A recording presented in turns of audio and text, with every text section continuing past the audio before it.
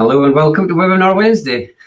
Hi, Good Polly. morning. Good morning, Alistair. How are you? Not too bad. The view from the shed is quite bright and sunny this morning. How about yourself? Yeah, same. Beautiful golden coloured trees outside my window, but it's a wee bit crispy. It's a bit chilly, but it does look pretty from the inside in my woolly jumper with my cup of tea. Marvellous, marvellous. And do you want to say a bit about what we've been up to? Because it's been another month since our last update. Yeah, so again, folk will remember that we're down to a monthly webinar Wednesday. So usually the first Wednesday of every month, although the December one, we'll post a bit more information about this soon. We're going to change that to being the second Wednesday of the month because we are busy delivering our Working Together for Change programme, which has just restarted. It'd be good to tell you a wee bit about that. We met for the first time. So this was a group of folk who met. When did they first do this, Alistair? It was before the pandemic. Yeah, that's right. It got started just before the pandemic, and then it was partly it had just kind of got going, and then it had to stop because the pandemic just made it impossible, really. Got in the way. So we brought back quite a few folk who started it last time, and a few other folk who are new to come along together, and that's disabled self-advocates, people working for support providers, local authorities, NHS, all those kind of folk coming together to think about self-directed support and how they could make changes in their for themselves or for their local communities or the services that they offer. So really exciting. And we had our first in-person sessions just last week, and we were all socially distanced, all taking all the COVID precautions, but it was really nice, wasn't it? It was really good, and I think it's interesting to let people know, because some people will think about what did that look like, because if they saw maybe any of the photos, they would see that there was it was a reasonable sized group of people. But what we did was we people sat in tables of like a maximum of maybe 6 people, and then that they stuck with those groups throughout the 2 days. So it was kind of much smaller bubbles, and there was lots of other things that we did as part of a bigger group, but we didn't mean that we had to mix physically. So it was good because we got the togetherness, but without the risk, a lot of the risks. So that was super important, and I think it was a really successful first 2 days. Mm-hmm. I would agree. So. Then what else have we been up to?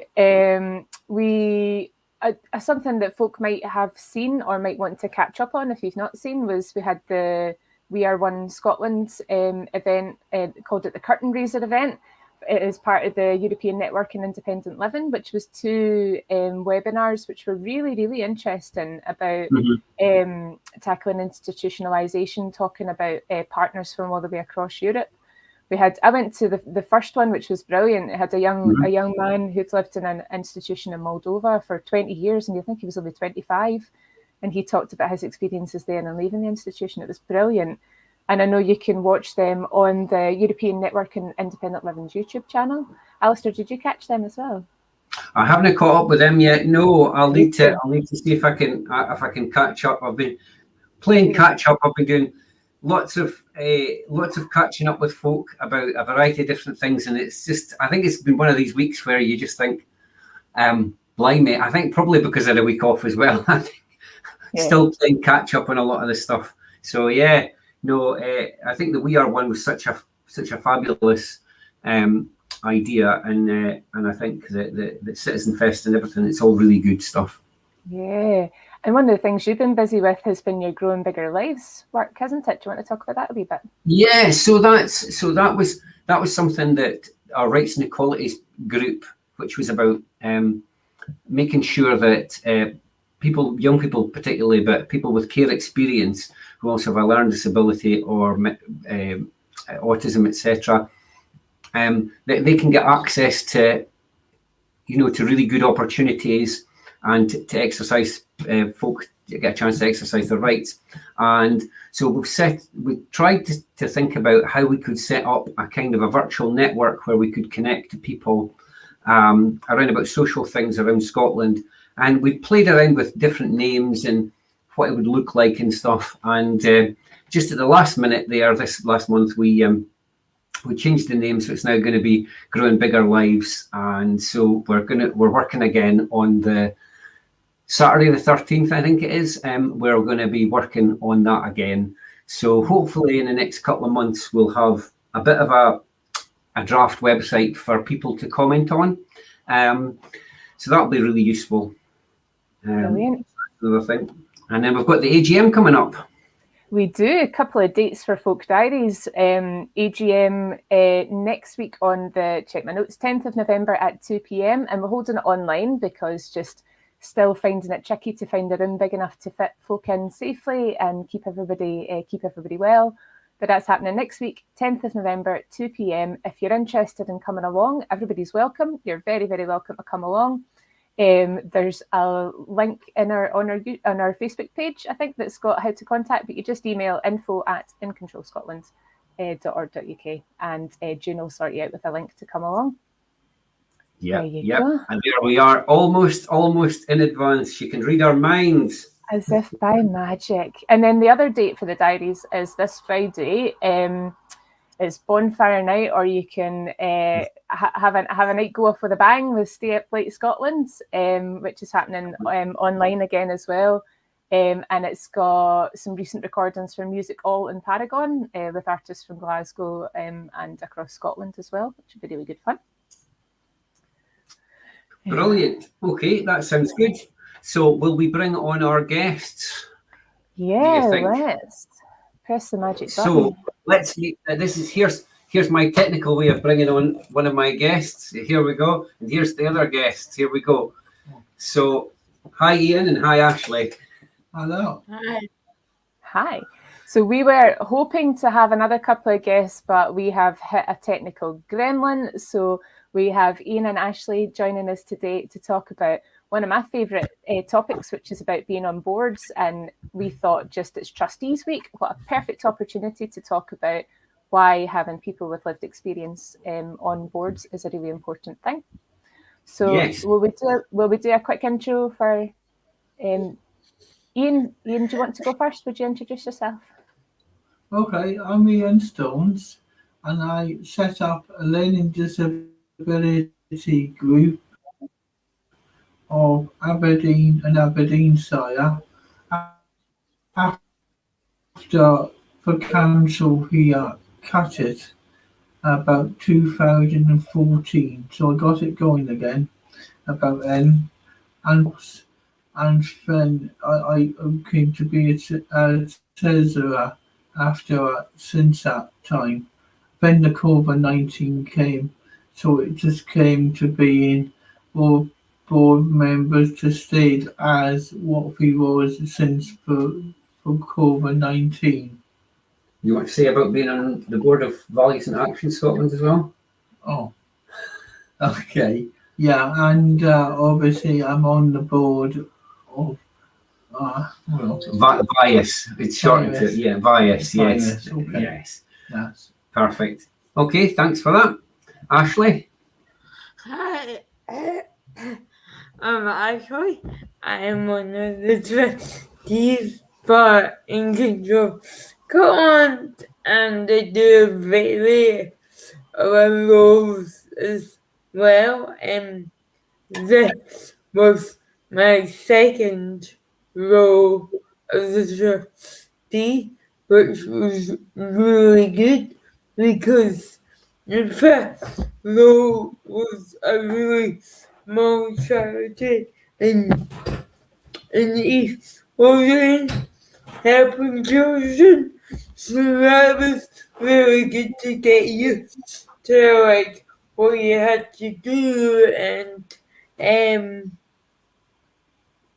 before going on to sort of bigger things like In Control Scotland and dealing with like more in-depth stuff to do. So it was a really nice pathway into it. Excellent. Thank you, Ashleigh. And also, Alistair and myself are also trustees on boards as well. So this is something that we are all really interested in and dead keen to talk about.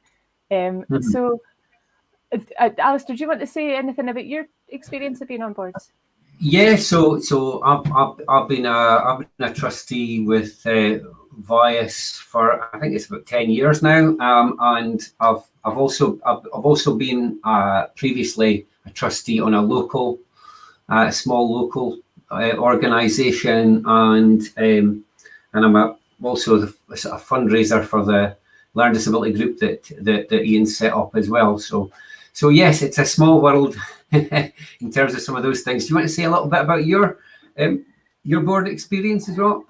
Yeah, so this is my first time being managed by a board as a director, but I have been on quite a few boards in the past. I started off when I moved to a new community. I wanted to get involved and find a way of contributing to the local community, but I didn't really have the time to go and do a big volunteer youth work job or something that would take an awful lot of time. So I chose a wee local charity and got involved from there, and I got the bug. And I've been on a couple of other boards since, and I'm currently on the boards of SCVO, which is the Scottish Council for Voluntary Organisations, and YWCA Scotland, the Young Women's Movement, where I have a bit of lived experience, not current experience of being a young woman, but I used to be a young woman. And as well, I'm involved with a wee social enterprise called Loop Theatre, where I'm on their board too. So yeah, I'm a compulsive trustee. I can't help myself. Can I help yourself? Brilliant. All right, good. Yeah, so Ian was keen to come in on something. Yeah, and just to let everyone else know, too, which I did not bring up, I'm actually on NSS DDA board, and ACVO, and a couple more boards. So I've been doing it a long time. Yeah, so that's it. Ian wins. That's it. Right. Okay. First round. Top trumps. Oh, come on. I feel as well that once you start, like as you say, you do get kind of a bug for it, because I once I did the thing in East Lothian. I was in Untitled Chapter, where I learned loads about it, and I just got into like, this is how you change things for people. Like, it may not be a board, no, it may not be a job of that, and then that also gave me the confidence to go on to another board as well, like helping people with sort of more refined, like self-directed support. But if you didn't have the support of the first board, you wouldn't have the confidence to go and apply, because the other two boards I kind of fell into because there's so new people and stuff. But the other board, it was like, oh, I think I might be able to apply for this. But it was knowing the people and building up the confidence that I was able to do that. That's a really good point. So I guess that comes on to a couple of the points that we're going to cover about how did you get into it, and what made you go for it. So you've sort of said about building up your confidence on smaller stuff, and then do you think it's about either feeling strongly about the organization, or is it about who you know, sort of like you feel confident with people that you think, oh well, I could go on the board because I think I could work alongside these folk? Or what was it for you, Ashleigh? Well, for me, with the first one, so in control, and Control was the second one. But the first one, it was kind of a bit of a fluke, and I didn't really know what was doing, and it got a bit deep in details and things, and it was good in the sense that I ended up being really challenged, and the charity doesn't exist anymore. And then when I went on to, when I did partners in policy making, I had already been on a course with In Control Scotland about 9 years, no, but 9 or 10 years before that, and I kind of thought I knew most of what was gonna be learning, which I didn't, because partners is life changing. And then Keith and June kinda approached me to say, oh, would you consider this?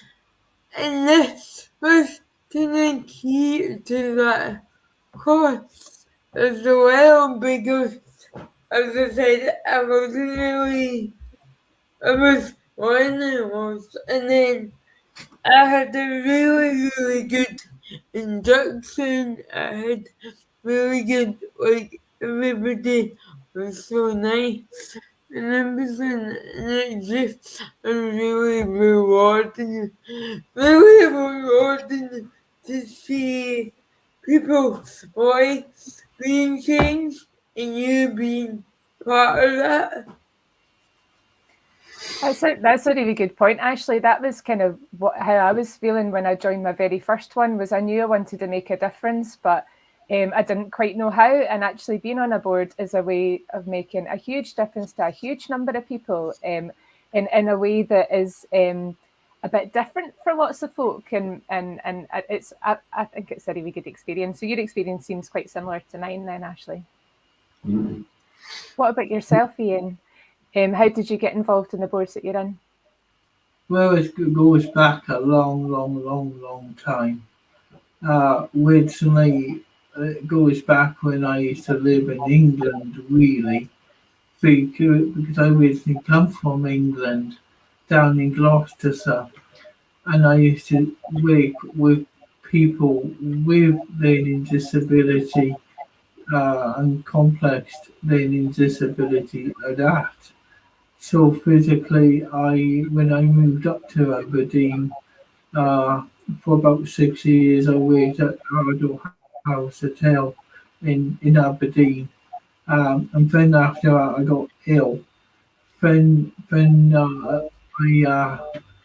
after I got better, after 2 years, I met Alistair. Then I went to work at a place called Inspire. Not Inspire, it was in partnership at that was time. that was the old days. Yeah. That was it. We're getting your full history here, but so let's think about how did you get on the board of VIAS then? How did I get on? Physically, Alistair mentioned it was a space on VIAS and asked me if I would like to come on to VIAS, and I said yeah. I had all for experience, or I thought I had for experience, till I met up with Alistair and we spoke about it. But it went fairly well, actually. And we did, we went along a couple of times, and then COVID-19 came, and then we had to stop going to the meetings. And because I'm partly sighted, it did make it difficult to do most things on Zoom and whatnot. And this is partly why I've come to Alistair's house today, to make it a bit easier on me. So that's a good point, isn't it? Because I think there's a couple of points there. There's both Ashleigh and Ian have sort of said about that welcome of people saying, we think you've got something to give, because it can be a bit of a stress. You think, well, you're looking for trustees, but are they looking for, which skills are they looking for? And if somebody says to you, actually, I think you've got something to give, then that's helpful, because different boards operate in different ways, and some are very formal, and some are quite relaxed and inclusive. And I guess you never know until you start. I guess Ashleigh said there about things got deep quite quickly. So say, for example, if an organisation is maybe not doing that well, or if they're not very clear on what they're about, it can be a very different experience to an organisation that's very clear and very thoughtful and very helpful. So you could, if you end up with a bad first experience, you might put you off. Whereas if you have a good first experience, you might keep going. No. Don't put me off, Alistair, but never mind, that's just how it is. Some people it would, and in any case, just keep on going and getting through it, and doing it in different ways, like easy read booklets, and make it easy read to get the message over, and that's what I've came up with, that idea, to make it easy for people who has got learning disability, and not only with learning disability, with language problems, and obviously different languages, to get your message across, So that's how I operate, to get in the message over different ways. There is ways around it, but you just have to do it different, So that's an interesting thing about inclusion, and I guess it might be a good point to ask everybody's experience about with COVID and going online, about how it has affected how it is ironic though, isn't it, that the two people with lived experience managed to get on fine, and that it's actually the professional barriers of some of the some of the things that we're not allowed to do with organizations. So they put blocks on certain sites, so that make it hard sometimes for professionals to join. I mean, things like, even if in Zoom meetings rather than Teams meetings, a lot of the health and social care partnerships really struggle to attend that. So things that we can do, sometimes the systems don't actually work that well to help that. And the other thing what we have done is we are now tighten up for things, what you can do and what you can't do on the internet now. Mm-hmm. So it's getting tighter and tighter and difficult more to do things, and especially if you've got a disability or some other problem where you can't see, where you can't make out, where you've got reading problems, it does make difficult more and more. So we need to look at the board needs to look at what we can do to get over that line. If you know what I mean by a line, so we got to get over that line and not underneath it, So we need to get on top of it and get it on the level, Making things understandable. Yeah. Cool. Ashleigh, how's it felt for you moving to online board meetings? Yeah, it's okay. Almost miss that interaction of people and things, but yeah, it's okay. Both of mine have been on Zoom, and actually one of them I've stepped up a bit and done some of the secretary work, which is really handy because if it wasn't online, I would really struggle. But because it's online, I can record it, and then someone can help me to obviously somebody within that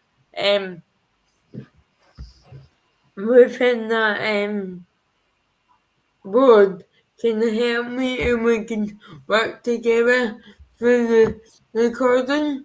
Whereas if it was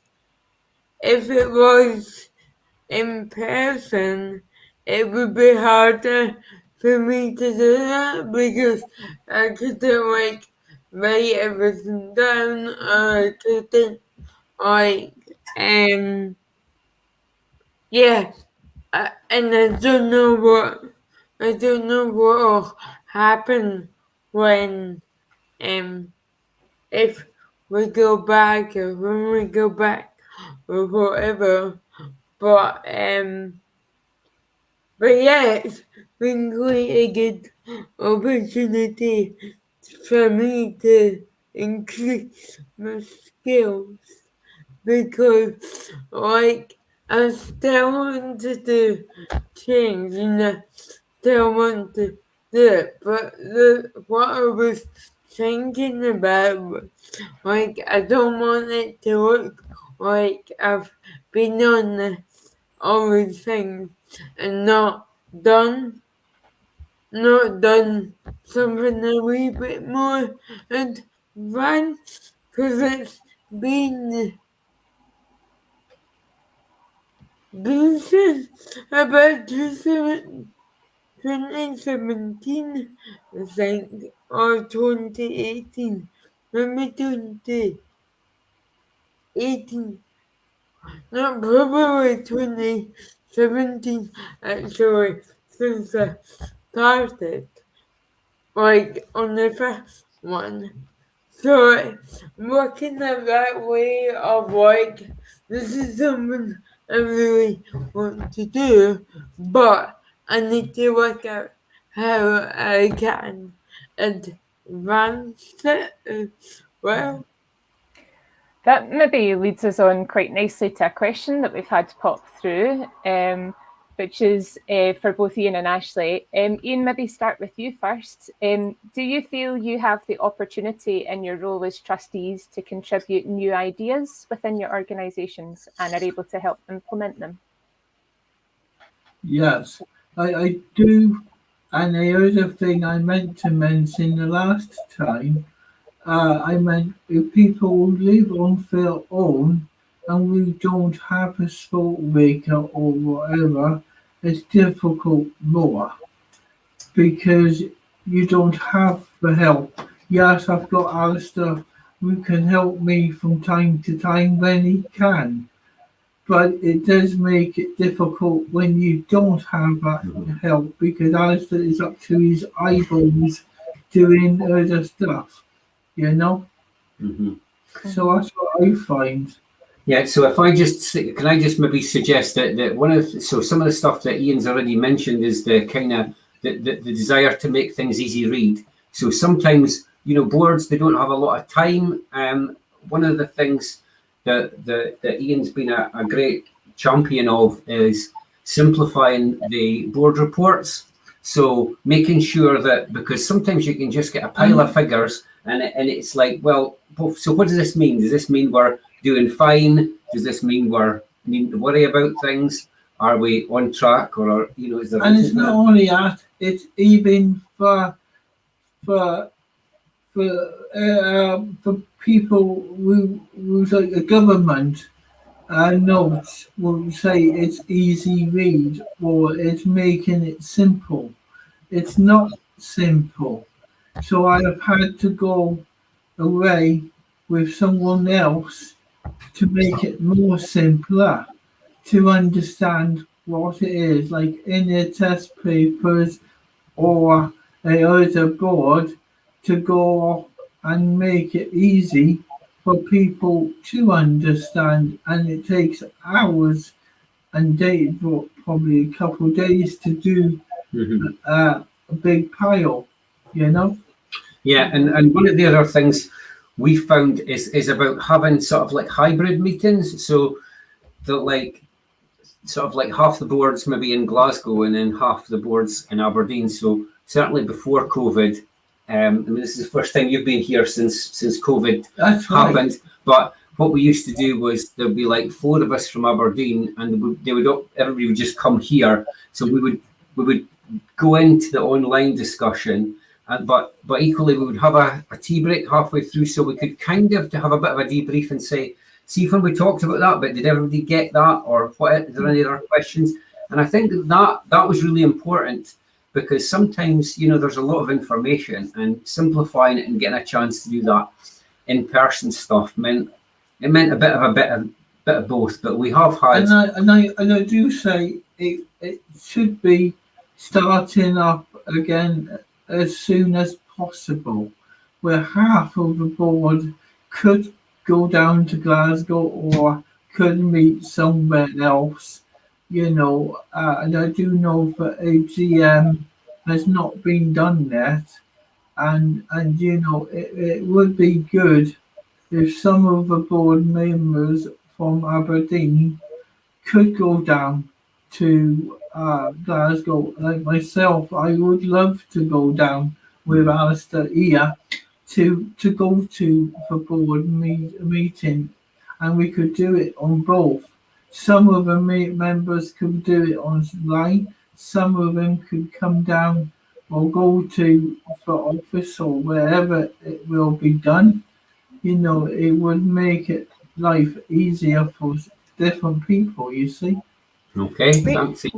We actually had that. The most recent SCVO board meeting I was at had half of the folk on Zoom and one camera pointed at, so it was Zoom and room. So we had some folk in a room who were sitting together, and we were just up on a big screen in front of them, and we could see, I was on Zoom and I could see folk in the room, and it worked quite well actually. And it's like trying to accommodate the best of both worlds for as many folk as possible, isn't it? If Zoom suits you better, then we've learned we can make it work. If you'd much rather be in the real world with people, then we can make that work too. So it's about being flexible, I think. Perfect.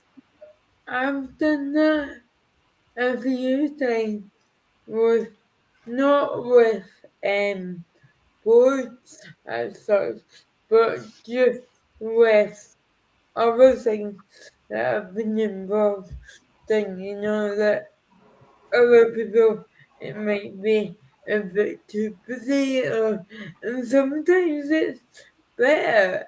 Like, for example, having more breakout rooms, you know, yeah. Mhm. So in terms of that question that we just popped back up on the screen, do you think you've had an opportunity, Ashleigh, to contribute new ideas and implement them? Definitely, yeah, certainly for the first two, and this is one, but when I was quite new, I was like quite enthusiastic about it, and it was working mainly with children with disabilities. So I I had like both two-person centers plans done, so we had a kind of exhibition for that, and I spoke a bit about the plan, and then I was able to go to some of the other meetings as well within that local authority. So that was really encouraging. And I don't know if it was the trustee role or it was just in that opportunity. And then in this role, again, there's been loads of stuff to get involved in, when you're gonna like living around there, obviously, but there's been stuff around like European which has been really fascinating, getting to talk to like people from different countries about your experience of the directed support and things like that. And yeah, just getting to engage with a lot of people that see that passion.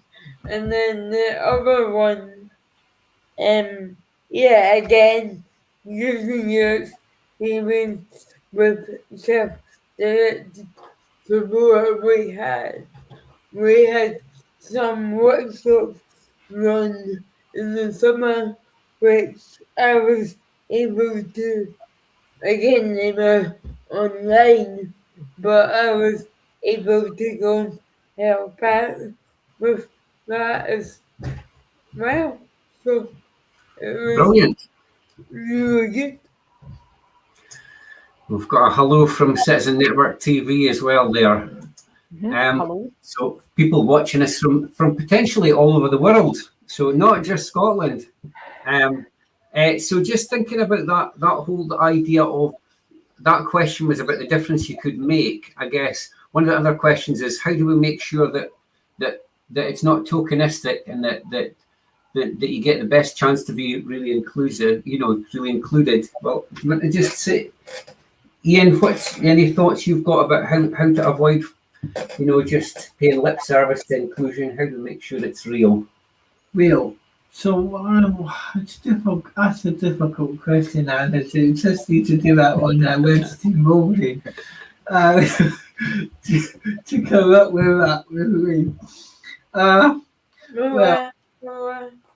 Do you want Ashleigh? Ashleigh, you can go for it. Go for it.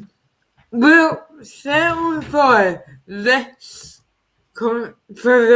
organization, this is In Control Scotland. So for me, what they do, it is literally in the name of the organization. It's people being in control of their life. And if you don't, I've been involved for about 4 years now, at least. And I was kind of involved vaguely before that as well. But I've seen it, you need to take a balance of professionals, and then we've got some parents on it, and we've got some people with experience on it, and obviously the managers. And you need all these people around the table as well. Whereas, and I see it working really well, and that's the same in the other one as well. Whereas, where I started on this, it wasn't that. It was just, it didn't have a very good dynamic. It wasn't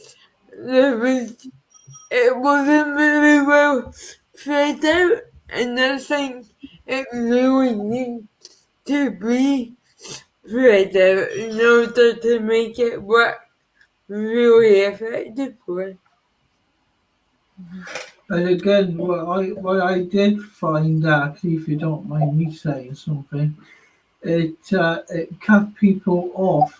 Some of with the COVID-19, it did cut some people off, like myself, who can't really go online, and you miss out some of the meetings, and you can't really join, and you lose the track of what's going on.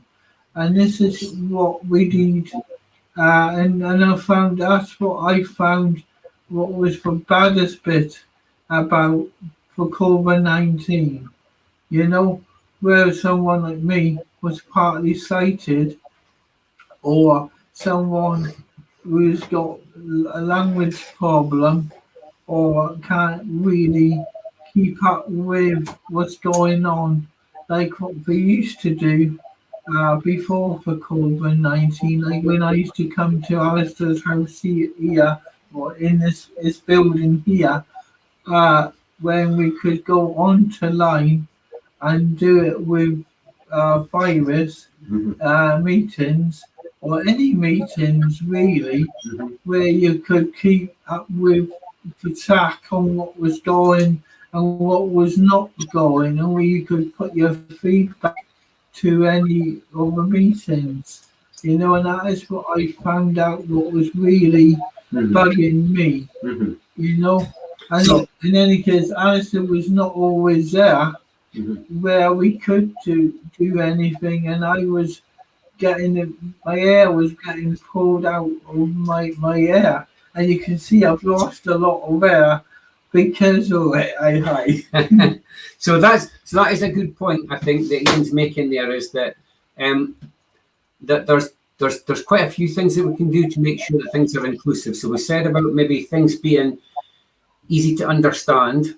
There's also that thing about things coming out in good time, because one of the things that I would do with Ian when we were having some of the sessions in person is that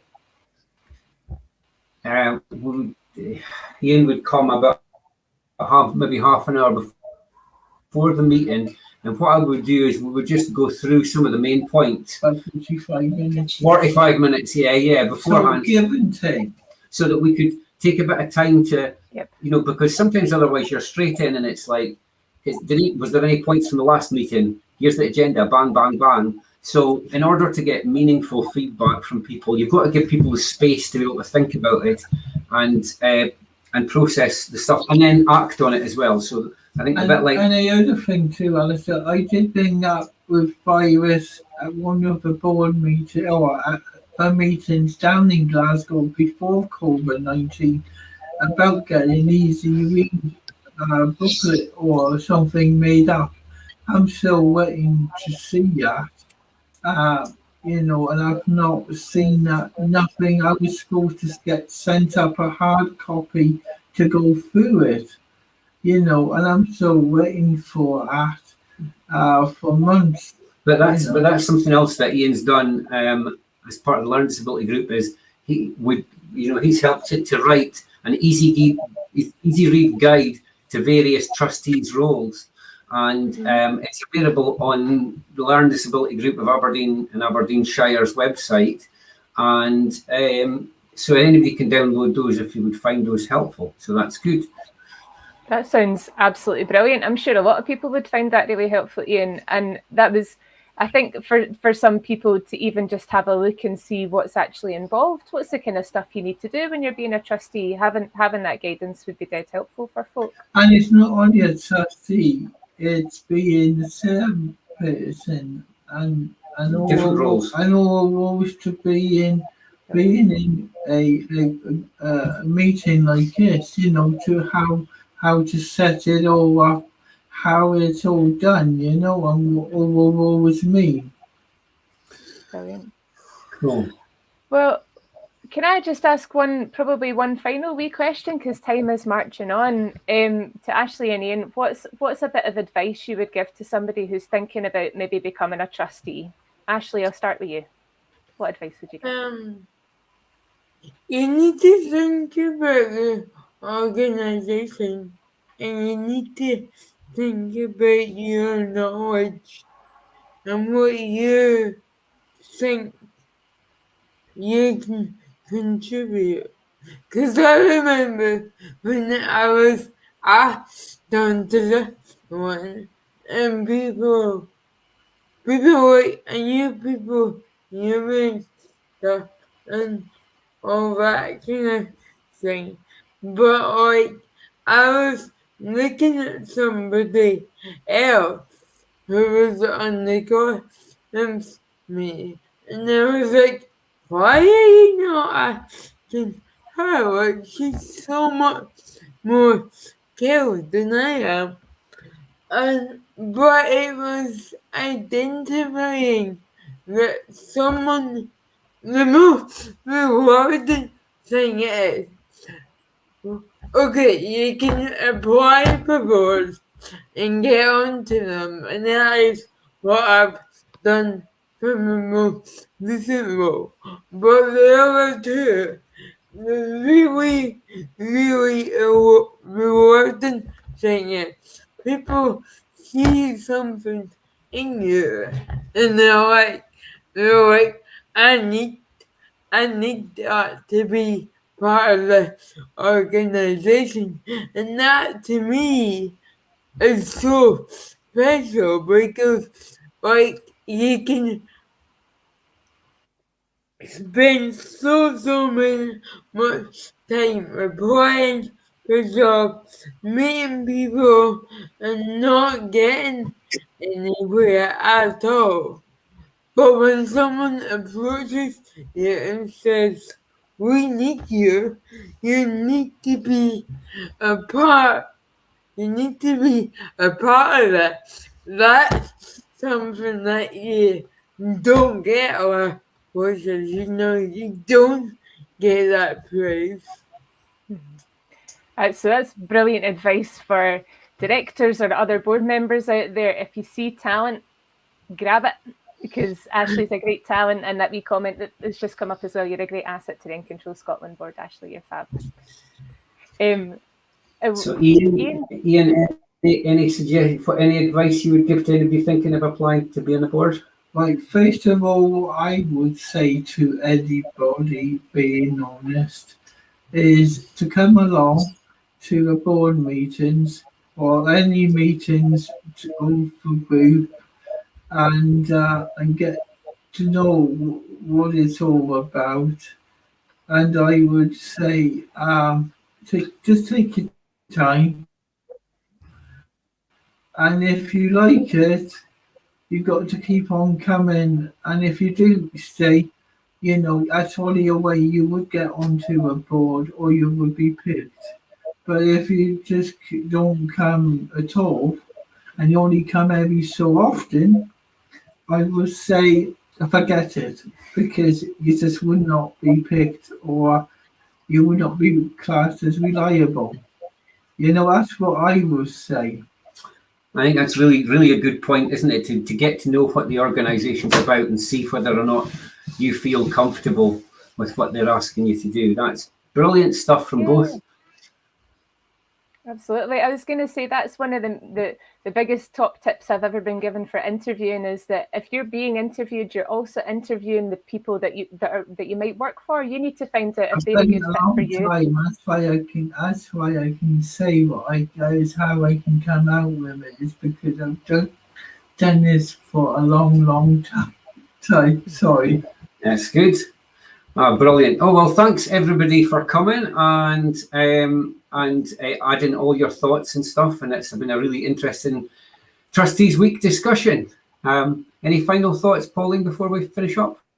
No, just a huge thanks to Ashleigh and to Ian, and we look forward to seeing more inclusive boards across Scotland and charities and social enterprises in Scotland and beyond. If you're interested in becoming a trustee, then have a wee look. We'll share those resources that Ian's created. We'll maybe pop them in the link on this video on Facebook. We could stick them in there once we find them, so folk have got access to them. But yeah, just massive thank you, and a reminder, if you want to come along to our AGM next week, then the email address to sign up and get in contact to get the link for it is earlier on in the chat for this video. And just get involved. You're all welcome. Brilliant. We'll see you all next time. Thanks again. Thank you. Bye. Bye.